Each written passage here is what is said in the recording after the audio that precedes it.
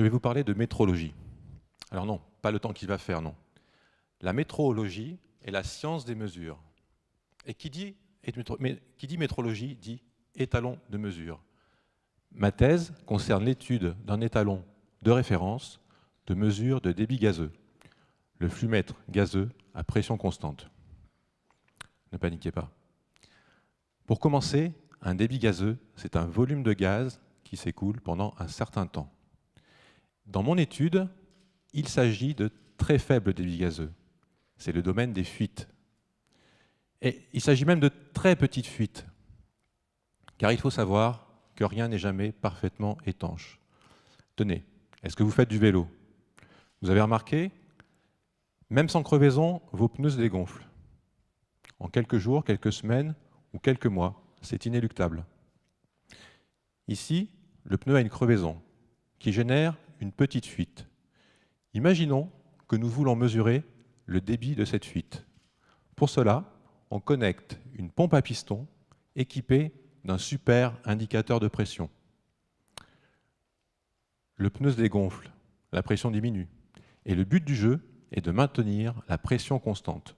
On appuie donc sur le piston pour comprimer le gaz et stabiliser l'aiguille de l'indicateur sur une même graduation.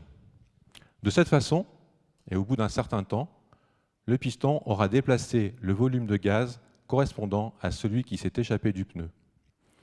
Nous obtenons donc le volume, le temps, à partir desquels nous pouvons calculer le débit. Finalement, cette pompe à piston élaborée est l'équivalent de notre flux-mètre gazeux à pression constante. Je vous disais, il y a une minute, l'étanchéité parfaite n'existe pas. Il y a certains cas où maîtriser les fuites est vital.